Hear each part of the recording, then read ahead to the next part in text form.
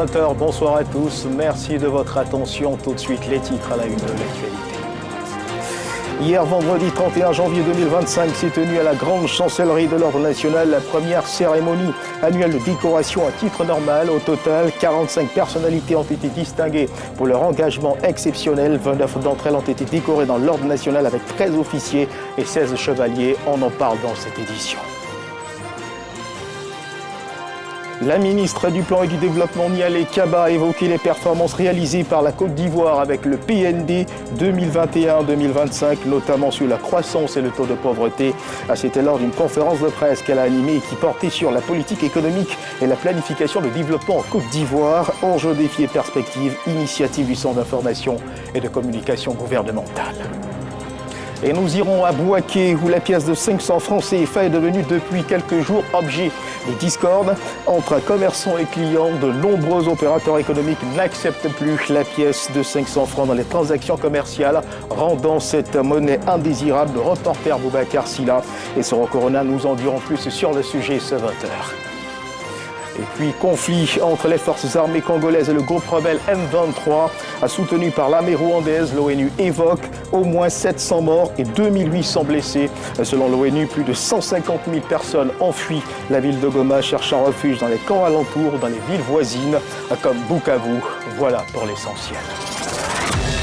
Mesdames, Messieurs, bonsoir. Merci de nous suivre. Sentiment de fierté, sentiment de joie, de reconnaissance à l'État de Côte d'Ivoire. Voici les émotions qui ont habité les cœurs d'une quarantaine de personnalités distinguées par la Grande Chancellerie de l'Ordre national en présence du Grand Chancelier et des présidents d'institutions distingués pour leur engagement exceptionnel. C'était au cours de la première cérémonie annuelle de décoration à titre normal des personnalités issues de différents secteurs d'activité. 29 d'entre elles décorées dans l'Ordre national avec 13 officiers et 16 chevaliers. Les autres ont reçu l'Ordre du mérite ivoirien, dont 2 commandeurs, 5 officiers et 9 chevaliers. Le détail de cette cérémonie de distinction avec Kamel Dia. L'Abidjanaise en chœur pour marquer la reconnaissance à toute une nation. C'est sous cette symbolique mélodie que les festivités ont démarré à la Grande Chancellerie de l'Ordre national. Pour cette première cérémonie annuelle de décoration, ils sont 45, ces acteurs du secteur de l'éducation, de l'administration, de la santé, de l'art et de la culture, à avoir été distingués pour leur engagement et leur dévouement. 29 ont été décorés dans l'Ordre national et 16 autres dans l'Ordre du mérite ivoirien. Aujourd'hui, grâce à mon travail, j'ai été décorée. C'est une fierté. C'est un sentiment de joie qui m'anime en ce jour, du fait que le travail acharné que mon équipe et moi-même abattons tous les jours au service de la nation soit reconnu. Le remerciement va surtout à mon ministre de tutelle, M. Pierre Demba. Cette distinction nous engage à être désormais pour nos compatriotes des exemples, mais aussi une source d'inspiration. Ce rendez-vous du mérite et de la reconnaissance a rassemblé des personnalités de haut rang réunies autour du Grand Chancelier de l'Ordre national. Le point de convergence entre ces personnalités est leur mérite commun, parfois dans des domaines fort différents. Votre présence ici est une preuve éclatante d'un parcours exemplaire. Il nous reste à œuvrer tous ensemble afin que la somme des efforts individuels soit au service du lumineux destin de notre grand pays. Après cette illustre cérémonie, un déjeuner a été offert aux convives pour célébrer avec les membres de leur famille ces distinctions honorifiques. Et pour recevoir une telle distinction de l'État, il faut assurément avoir marqué d'une pierre blanche son engagement au service de la nation, mieux sa détermination à faire pour son pays à ce que l'on doit. De tels artisans de la fierté nationale méritent d'être mis en lumière. C'est ce que semble révéler l'ouvrage que nous aborderons dans la page culture, un ouvrage intitulé Wouzou, une Côte d'Ivoire, traduction littérale en français. Qui en Côte d'Ivoire est l'architecte de cet ouvrage Made in Côte d'Ivoire? Eh bien, est avec nous sur ce plateau. Il est journaliste, communicant, promoteur d'événements, Michel Russell-Lauré. Bonsoir et bienvenue sur ce plateau. Bonsoir. Alors donc avec vous, nous allons essayer justement de comprendre la quintessence du message véhiculé par cet ouvrage, un ouvrage de près de 1000 pages, à 1000 pages pour un grand objectif, n'est-ce pas? Oui, la promotion, la valorisation et la promotion de l'excellence ivoirienne vaut une œuvre d'une telle ampleur Merci à vous, Michel Roy. On se retrouve dans une trentaine de minutes. Donc, avec vous, nous entrons dans le détail, la vision de cette œuvre. Cet ouvrage, n'est-ce pas, consacré à la page culture. Pour l'heure, regardons ensemble à 4 signaux qui rassurent. La ministre du Plan et du Développement, Nialé Kaba, a évoqué les performances réalisées par la Côte d'Ivoire avec le PND 2021-2025, notamment sur la croissance et le taux de pauvreté, cité lors d'une conférence de presse qu'elle a animée qui portait sur la politique économique et la planification du développement en Côte d'Ivoire. Enjeux, défis et perspectives. On retrouve Léon Bro. 6,5% le produit intérieur brut malgré un contexte international de crise et de pression sur la période 2021-2024. Cette croissance soutenue grâce au solide cadre macroéconomique induit par le PND, le Plan national de développement 2021-2025, selon la ministre Nialé Kaba. Avec une diminution progressive de notre déficit budgétaire, qui, en pourcentage du PIB, est estimé à 4% en 2024, contre 5,2% en 2023 et 6,8% en 2022. Le niveau de l'inflation est contenu à 3,5% en 2024. Contre 5,2% en 2022. Sur les 59 000 milliards coût du PND 2021-2025, 47 000 milliards 500 millions de francs CFA investis à fin 2024 s'en trouvent à renforcer l'environnement des affaires, les infrastructures de soutien à la croissance. Autre résultat, la baisse à 35% du taux de la pauvreté grâce aux politiques sociales du gouvernement. PGGouv et filets sociaux productifs par exemple, avec impact sur plus de 2 millions de jeunes et 457 000 ménages. De quoi améliorer l'indice de développement humain. Le taux net de scolarisation au primaire s'est situé à 96,46% en 2024 contre 72% en 2013, soit une hausse de 21 points de pourcentage. Ces actions ont permis de faire passer le pourcentage de la population vivant à moins de 5 km d'un établissement sanitaire à 80% en 2024 contre 66% en 2011. La planification, donc l'outil de développement et de bien-être que la ministre de l'économie inscrit au cœur des stratégies du gouvernement avec pour 2025 un accent sur le capital humain, la sécurité et la paix. Et on s'intéresse à présent à la balance des paiements qui est cette différence entre le volume des exportations et le volume des importations. Il reflète la position d'un pays pour ce qui concerne ses relations économiques et financières avec l'extérieur. La balance des paiements affiche un solde global déficitaire de 1 000 milliards 119 900 000 francs CFA, donc soit moins 2,5% du PIB au titre de l'année 2023, résultat défini au terme de l'enquête de la BCEAO, organe compétent à établir les comptes nationaux, ont été publiés jeudi dernier au siège de la Banque centrale des États de l'Afrique de l'Ouest en présence du ministre des Finances et du Budget. On retrouve Léon Bro. D'environ 305 milliards en 2022, la balance des paiements encore déficitaire d'un peu moins de 1120 milliards de francs CFA en 2023. Ce solde des opérations financières entre la Côte d'Ivoire et l'extérieur, le résultat de l'enquête 2024 de la BCEAO auprès des acteurs économiques. L'enquête menée en 2024 en vue de la production des comptes extérieurs au titre de l'année 2023 s'est déroulée auprès d'un échantillon de 848 entreprises. Elle a enregistré un taux de réponse record de 95,2% contre 94,8% l'année précédente. Ce déficit de la balance des paiements, le reflet de la faible production mondiale située en 2023 à 3,3% après 3,5% en 2022, selon le ministre des Finances et du Budget. La croissance économique attendue pour 2024 est de 6,1% après 6,5% observé en 2023. S'agissant du compte de transactions courantes, principale composante de la balance des paiements, son déficit devrait se réduire à 4,7% du PIB en 2024, après un niveau de 8,3% du PIB enregistré en 2023. Cette amélioration est impulsée par le dynamisme des secteurs d'exportation, notamment le cacao et le pétrole brut. Le bilan de ce secteur et les perspectives avec les gisements baleines et calao augurent une croissance économique à impact à la hausse sur le pouvoir d'achat des populations. Reportage signé Léon Bro et Jérôme Begré, Madame, Monsieur, afin de soutenir les investissements verts des petites et moyennes entreprises. La Caisse des dépôts de consignation de Côte d'Ivoire, à travers sa filiale CDC-CI, a signé un accord de financement d'une valeur de 3 milliards de francs CFA avec une banque de la place. Les précisions de Jean-Jacques Kwame.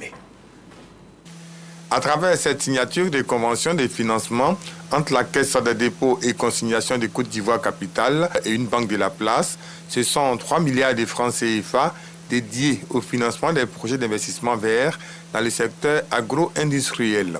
Il s'agit d'investissements à fort impact social qui va contribuer à l'inclusion financière et au développement économique de la Côte d'Ivoire. Ce financement permettra notamment de favoriser la transition écologique, mais aussi de contribuer aux efforts du gouvernement pour l'atteinte des objectifs de l'accord de Paris en termes de réduction des émissions de gaz à effet de serre à l'horizon 2030. C'est une excellente opportunité pour nous, mais qui n'est finalement qu'un début d'une longue série à venir d'opérations.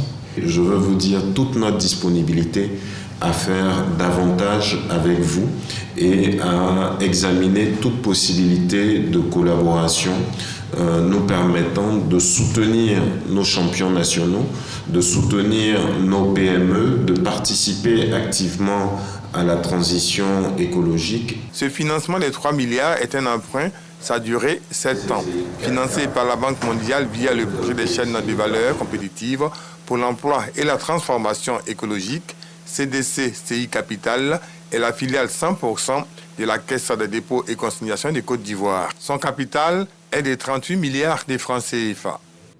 Et on sort cette fois des champs économiques pour parler protection des eaux et forêts, conquérir 20% de notre couverture forestière d'ici à 2030. C'est le principe, l'objectif qui guidera les actions du ministère des Eaux et Forêts pour 2025, annonce faite par le ministre des Eaux et Forêts, Laurent Gbagba, au cours de la grande rencontre qu'il a eue avec l'ensemble de ses collaborateurs, avec comme épicentre de la mise en œuvre de cette politique les 3 axes de ce département ministériel que sont l'eau, la forêt et la faune. Reportage de Franck Quadio. C'est une clé dans une cuve pour lever les obstacles à l'atteinte des objectifs du ministère des Eaux et Forêts pour cette année 2025. Un cadeau des collaborateurs à l'autorité de tutelle, expression de la vision commune. Nous sommes à la traditionnelle rencontre entre le ministre Laurent Gbagba et l'ensemble du personnel, une tradition tous les débuts d'année. Dès votre nomination, vous avez pris votre bâton de pèlerin pour parcourir tous les districts autonomes du pays, pour rencontrer l'ensemble de vos collaborateurs sur le terrain. Ceci pour établir un diagnostic précis des conditions dans lesquelles ils travaillent et aussi leur inculquer votre vision, à savoir une gouvernance basée sur la culture du résultat. Les ressources en eau, la forêt et la faune, 3 axes et autant de défis à relever. Laurent Gbagba s'est engagé à mener à bout sa mission.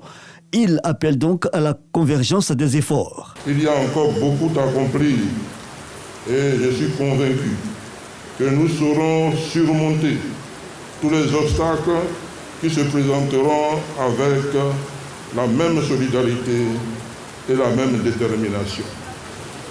Je ferai en sorte que les secteurs soient structurés. Une cérémonie conviviale qui a aussi permis de célébrer les 2 nouveaux conservateurs généraux et les 5 colonels-majors, dont 2 femmes, pour la direction de l'inspection générale et des différents commandements des eaux et forêts. Et ce 20h, prenons ensemble la direction de la ville de Bouaké, où ce n'est plus le grand amour entre la pièce de 500 francs CFA et les populations, commerçants et clients refusent d'en faire usage et on ne sait trop pourquoi. Aucune source officielle ne l'a pourtant désigné inapte aux transactions, disqualifiée de facto et sans raison. La pièce de 500 francs CFA doit-elle commencer à méditer sur son avenir? Nos reporters Boubacar Silla et Soro Corona ont fait le constat, un constat que je vous invite à suivre. Je suis allé au marché avec 3 pièces de 500, acheter les condiments pour pouvoir manger. Et la dame refuse de prendre les pièces de 500. Je suis allée faire transfert également, ce sont les mêmes scénarios. Donc moi je ne sais pas c'est dû à quoi. La pièce de 500 francs CFA est devenue un objet de frayeur. De nombreux opérateurs économiques refusent cette pièce de monnaie dans les transactions commerciales, la rendant indésirable auprès des populations. Ces phénomènes qui prennent de l'ampleur créent une atmosphère de méfiance et provoquent souvent des litiges. La pénurie de la monnaie de 500 a commencé à être trop élaborée dans la commune de Bouaké précisément. Parce que nous voyons que lorsque nous faisons des achats, des commerçants qui refusent de prendre la pièce. Or, on n'a pas reçu une information qui nous dit que les pièces sont interdites. Aucun opérateur économique n'arrive à justifier l'origine légale de ce refus. Pour moi, je ne vais pas prendre parce que quand on va sur le marché, on donne aux gens, les gens refusent. Donc si on prend, ça va rester dans notre main. On ne sait pas qui leur a dit qu'on ne prend pas les pièces de 500 francs. Quand tu leur donnes, elle ne veut pas partir avec. Bon, il n'y a pas de preuve que ça. Si tu dis qui a dit ça, on a attendu ça. Ceux qui acceptent par contre la pièce de 500 francs CFA, eux accusent les clients eux-mêmes en plus de rumeurs. Quant à moi, je prends. Mais quand je donne à les clients, ils refusent. Il y a une fois même, moi et une dame là, on a fait par là. Quand il est descendu, il m'a donné 1000 francs, il lui a donné 500 et elle a refusé. Nous-mêmes, on a besoin de monnaie. Si le client il vient avec les 550, nous on prend, on ne refuse pas. Pour certains, ce phénomène a débuté avec le refus des pièces de monnaie lisse, les pièces de 250 francs CFA, les billets mutilés, déchirés ou jugés trop sales. Progressivement, ce rejet s'est étendu à la pièce de 500 francs CFA, affectant divers secteurs d'activité, des petits commerçants au supermarché en passant par les marchés et le transport. Face à la situation presque alarmante et pour le maintien de la cohésion sociale, les responsables des commerçants accompagnés du président des consommateurs à Bouaké sensibilisent dans les marchés et gares routières. Le préfet a organisé une rencontre avec la BCAO et les banques et pour comprendre si vraiment il y avait une interdiction de l'utilisation des pièces de 500 francs. Il a été ressorti que nullement cette question n'a été mise sur la table. Donc les pièces de 500 francs sont bel et bien utilisées dans le circuit commercial. Pour le président des commerçants de Bouaké, cet état de fait profite à des personnes qui exploitent la situation à des fins personnelles. C'est une manière aussi d'affecter la cohésion sociale. Aujourd'hui, nous rentrons dans une période très cruciale qui est la période électorale. Il ne faut pas que la population se laisse entraîner par des informations erronées. Le mercredi 29 janvier, un communiqué signé du préfet de la région de Bouaké fait état de l'acceptation des pièces de 500 francs dans les transactions à Bouaké. Dans la même note, Thuyo Fosier, par ailleurs préfet du département de Bouaké, rappelle que le retrait des pièces de monnaie ou des billets des banques est à un communiqué officiel des instances de la Banque centrale des États de l'Afrique de l'Ouest, BCEAO. À cet effet, aucune déclaration n'a été produite par la BCEAO. Reportage signé Boubacar Silla et Soro Coronaï. En attendant que cette pièce de 500 francs retrouve sa sainteté dans les cœurs des populations Bouaké, regardons ensemble à l'université de Bondoukou et l'université polytechnique Hauts-de-France de Valenciennes qui ont signé une convention cadre. Les deux institutions ont scellé une collaboration qui promet de renforcer la mobilité académique autant pour les enseignants que pour les étudiants et des innovations pédagogiques. C'est ce que nous dit Sephora Zegui. Cette poignée de main marque le début d'une collaboration entre l'université de Bondoukou et celle de Polytechnique Hauts-de-France de Valenciennes. Les points clés de cette convention portent sur la mobilité des enseignants et des étudiants, ainsi que l'introduction d'innovations pédagogiques, des éléments cruciaux pour dynamiser l'enseignement à l'université de Bondoukou. L'université Polytechnique Hauts-de-France de Valenciennes est l'une des meilleures universités. En 2003, elle était classée parmi les 3 meilleures universités de France. Et donc, nous avons besoin d'être accompagnés, mais d'être accompagnés par de bons partenaires. On partage aussi des valeurs, une vision. Et je crois que ça, c'est essentiel pour nous. Une jeune université qui, je l'espère, deviendra quand même une des universités importantes, non seulement en Côte d'Ivoire, mais en Afrique aussi, et dans le monde. Je crois que l'essentiel, c'est la vision. En signant cette convention cadre, les deux universités ouvrent un nouveau chapitre d'une coopération fructueuse, bâtie sur une vision partagée et un engagement commun pour l'excellence académique, selon Adama Diawara, le ministre de tutelle. Une fois que ces partenariats sont signés, il faut que ce soit suivi de faits. Voilà. Il ne s'agit pas de signer des partenariats pour signer des partenariats. Il faut que vraiment derrière, il y ait des actions concrètes qui suivent la signature des partenariats. Et cela doit s'appuyer sur un retour d'expérience de part et d'autre. Un partenariat qui, sans aucun doute, contribuera à l'essor de l'enseignement supérieur en Côte d'Ivoire. Et à quelques mois de la présidentielle, le champ politique commence de s'animer. L'Union des enseignants pour le rassemblement des oufouettistes intensifie sa mobilisation pour la présidentielle 2025 ce 1er février au siège du parti à Cocody. Enseignants et responsables politiques se sont retrouvés pour une rencontre de mobilisation de structuration du réseau éducatif militant. Objectif, renforcer l'engagement des enseignants à travers des actions de terrain et une meilleure organisation vu les enjeux électoraux à venir. Rencontre présidée par le secrétaire général du RHDP, Ibrahim Cissé Bakongo. Reportage, Marie-Chantal Akandan. C'est une rentrée politique pour l'Union des enseignants du RHDP. Réunis au siège du parti, ces enseignants issus des secteurs de l'éducation, de la formation et de l'enseignement supérieur affichent leur engagement pour les échéances électorales à venir. L'objectif visé à la remobilisation des troupes par rapport à l'année électorale et donner le terme de départ pour la pré-campagne et la campagne de Alassane Ouattara. Un engagement salué par les ministres présents qui voient en cette mobilisation une dynamique essentielle pour consolider la vision du parti dans le secteur de l'enseignement. Pour 2025, nous avons un atout majeur, c'est le bilan du président. Au niveau du secteur éducation, formation, recherche, le gouvernement ou les gouvernements successifs du président Ouattara sont allés au-delà de ce que nous avions écrit dans le premier programme présidentiel. Même son de cloche du côté de la ministre de l'Éducation nationale qui appelle à une synergie d'action et à un engagement accru des enseignants. En cette période de pré-campagne, il est important qu'à l'image des autres structures du parti, notamment des structures spécialisées, l'Union des enseignants du RHDP se retrouve, s'organise et met en place des stratégies et se donne les moyens d'être prête pour jouer efficacement la partition qui est la sienne. Un appel à l'unité et à l'engagement,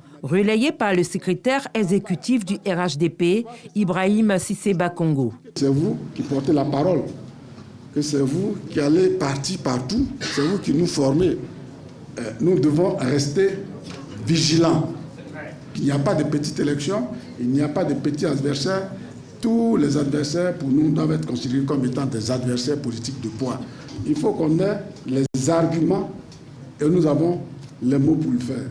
Hommage aux pionniers, feuilles de route et engagement concret, cette rencontre marque le début d'une série d'initiatives sur le terrain, avec un seul mot d'ordre pour les enseignants militants du RHDP, mobilisation. Et du côté des partis d'opposition, on se prépare également pour cette présidentielle de 2025, ce samedi 1er février 2025. Donc, les militants du Front populaire ivoirien ont pris part à une cérémonie dans la commune de Cocody. Ils ont reçu à l'occasion les directives du président du parti, Pascal Affi-N'Guessan. Un seul objectif, préparer les prochaines échéances électorales en Côte d'Ivoire. Carmel Dia nous en parle. C'est la nouvelle année. Et les militants et structures de base du Front populaire ivoirien se sont rassemblés comme un seul homme autour du président de leur parti politique, Pascal Affi-N'Guessan. L'occasion pour eux de présenter leurs vœux pour la nouvelle année avant d'aborder l'essentiel, s'imprégner des grandes orientations pour 2025. C'est une nouvelle année, une année qui est très prometteuse. Ma mission, c'est de réorganiser les jeunes autour du président, permettre au président d'être très efficace sur le terrain. Nous demandons à toutes les femmes de se joindre aux femmes du Front populaire ivoirien pour parler d'une même voix qui est la paix. Rien que la paix et que chaque femme, dans son parti politique, dans sa maison, puisse prôner la paix. À la veille de l'élection présidentielle en Côte d'Ivoire, le président du FPI, Pascal Affi-N'Guessan, a lancé un appel aux acteurs politiques, œuvrer pour préserver la paix dans le pays. Le message essentiel aujourd'hui, et je crois que c'est le message qui est délivré par tout le monde, c'est par rapport à l'échéance électorale de 2025, que nous tous, nous mobilisions au sein des partis politiques, au niveau des autorités gouvernementales, afin de garantir des élections apaisées. À l'endroit de l'opposition, nous avons une obligation, sortie de nos calculs personnels, regarder l'essentiel, qui est aujourd'hui la paix, la démocratie et l'alternance. La cérémonie s'est clôturée dans une ambiance festive, rythmée par les prestations de plusieurs artistes. Un mot de religion dans ce 20h. L'église messianique de Côte d'Ivoire a célébré récemment à Bramianiabo, dans la préfecture d'Atoutou, dans le département de Jacquesville, Marie-Laure Loko-Dafo, sa première révérende pasteur. Ce culte d'action de grâce parrainé par le directeur de cabinet du président de la République, Laosaï Soumaoro, et le ministre Adji Silasmech, a été également une occasion pour prier pour le gouvernement et la paix en Côte d'Ivoire. Jean-Marc Tchachi. Autorité politique et fidèle de l'église messianique de Côte d'Ivoire en pleine communion à l'occasion d'un culte d'action de grâce. Cette célébration est dédiée à Marie-Laure Loko-Dafo, la première révérende pasteur de cette communauté. Occasion pour l'éminent Nyamba Dando-Pierre, président national de l'église messianique de Côte d'Ivoire, de l'honorer pour ses services rendus à la famille chrétienne. Au vu de l'hommage, la révérende pasteur Marie-Laure Loko exprime sa gratitude et prône l'union autour des principes divins. Le Créateur veut élever une génération capable d'afficher ouvertement sa puissance absolue. Cette puissance révélée à une élite à qui il revient de perpétuer la sainte doctrine, gage de la consolidation de la foi. L'église messianique de Côte d'Ivoire a saisi cette occasion pour prier pour le président de la République et pour des élections apaisées. Le ministre Adji Silasmech et Claude Saï Soumaoro, directeur de cabinet du chef de l'État, s'engagent à accompagner l'église messianique dans sa mission évangélique. Nous sommes donc venus marquer notre reconnaissance à cette puissante église, rendre grâce à Dieu pour cette église et dire à cette puissante église que nous sommes avec elle. Parce que nous avons un climat de paix et de stabilité que nous pouvons célébrer des cultes comme ceux que nous célébrons aujourd'hui. Que Dieu lui accorde la méthode et qu'elle soit une inspiratrice pour les autres femmes qui viendront à travers les différents ministères qu'il y a à l'église messianique. Fondée en 1968 par le prophète Josué Edjro, l'église messianique de Côte d'Ivoire compte apporter sa pierre à l'édifice de la paix dans le pays. Et dans les colonnes de l'actualité, ce drame survenu sur l'axe Daloa-Zokope dans la région du Haut-Sassandra, précisément à Gregbeu. La route a encore tué, encore en cause l'incivisme des conducteurs. L'accident a eu lieu ce matin aux environs de 10h. Une collision entre un camion-benne et un camion-citerne occasionnant un brasier. Les deux véhicules partis en fumée et les deux conducteurs calcinés. Les sapeurs-pompiers sont intervenus. Une enquête est ouverte pour situer les responsabilités. C'est ce que nous dit Eugène Atoubé. Hier à Brokoua sur l'axe Issa Daloa et aujourd'hui Gregbeu, chef-lieu de sous-préfecture entre Daloa et Zokobe. La route a encore tué ce samedi aux alentours de 10h30. 2 morts sur le coup dans une collision frontale entre 2 camions. Ce sont les 2 conducteurs du camion citerne et de la benne. Les 2 véhicules embrasés à l'issue de la collision, les 2 occupants calcinés. Les sapeurs-pompiers de Daloa, malgré la promptitude de leur intervention, n'ont pu maîtriser les flammes. Ils ont toutefois réussi à sécuriser la zone. Lorsque nous sommes arrivés sur le lieu, nous avons constaté vraiment les faits. Et déjà, les 2 camions étaient en flammes et nous avons essayé de construire les feux. Les dégâts causés par cet accident sont considérables. Le commandant en second du centre de secours d'urgence indique qu'une enquête est ouverte pour en déterminer les causes. C'est la seconde tragédie qui survient dans la région du Haut-Sassandra entre décembre 2024 et ce mois de février 2025 commençant. Et encore, au centre de cette tragédie, l'incivisme des conducteurs. Voilà, paix aux âmes des disparus et prudence sur les routes. Conduire, ce n'est pas un jeu. Dans l'actualité internationale, on parle de ce conflit entre les forces armées congolaises et le groupe rebelle M23 soutenu par l'armée rwandaise. L'ONU évoque au moins 700 morts et 2800 blessés depuis dimanche dernier. Goma, capitale provinciale du Nord Kivu, est le théâtre d'affrontements meurtriers entre forces armées congolaises et le groupe rebelle M23. La situation humanitaire est dramatique avec la poursuite des combats et l'arrivée des blessés. Ces chiffres risquent d'augmenter dans les jours à venir. Le bilan des déplacés est également lourd. Selon l'ONU, plus de 150 000 personnes ont fui la ville, cherchant refuge dans les camps alentours, dans les villes voisines comme Bukavu. La tension monte à Bukavu. La menace d'une extension du conflit est bien réelle. Les combats se déplacent lentement vers le sud. On ouvre à présent la page consacrée donc à la culture dans ce 20h.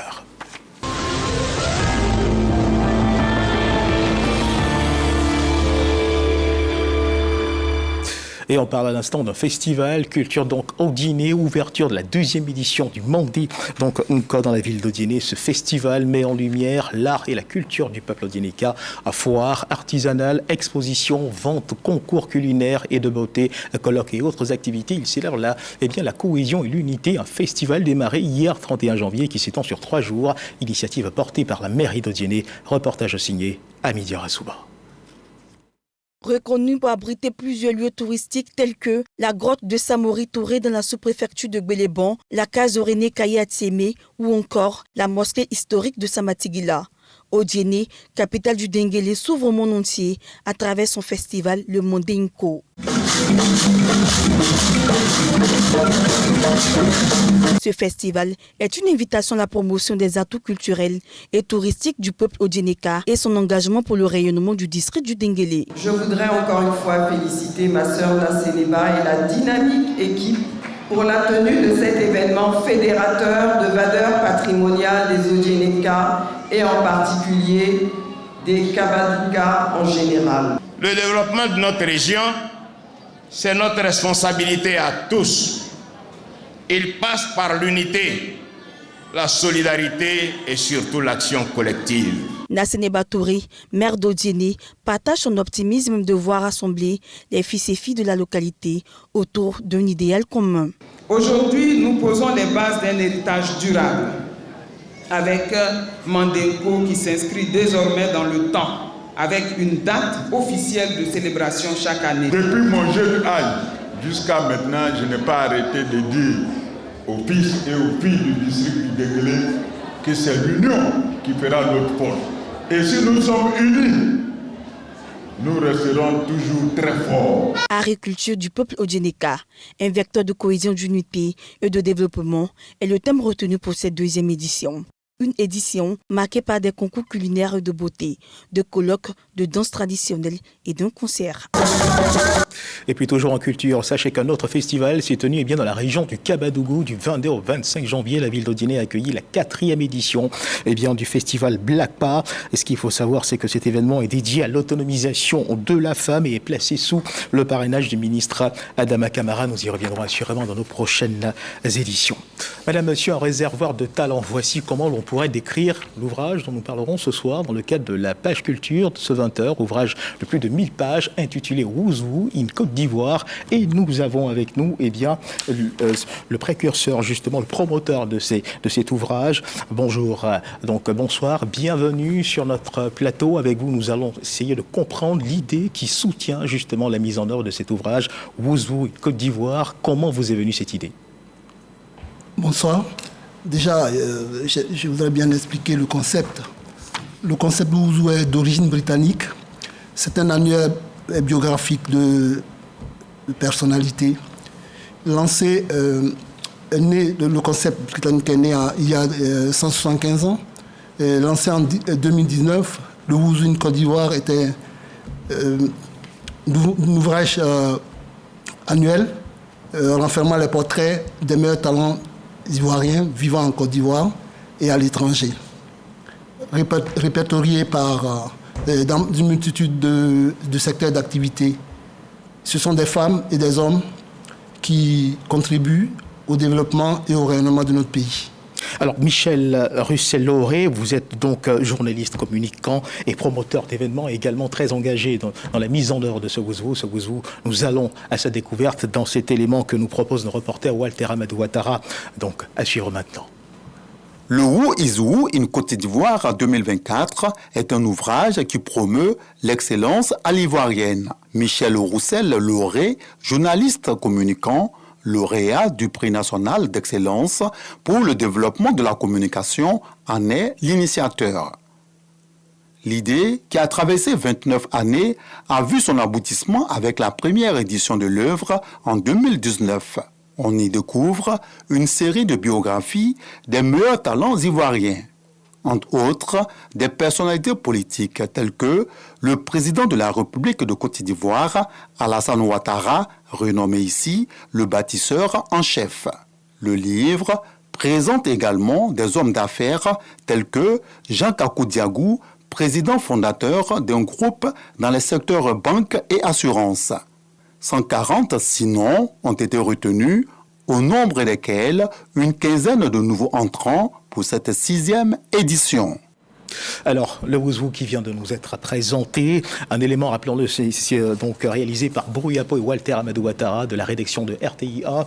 Monsieur Michel Russell, on vous retrouve donc, le Ouzou vient d'être présenté. Quel intérêt pour la Côte d'Ivoire de disposer d'un Ouzou? Notre pays est reconnu comme un poids lourd économique dans la sous-région et même en Afrique. Nous sommes leader mondial le leader mondial de la production de cacao, de la noix du cajou, des mines également, mais c'est très bien. Mais il y a aussi un aspect sur lequel nous devons jouer, ce sont nos ressources humaines, les ressources humaines nationales que nous avons à foison et des ressources de qualité.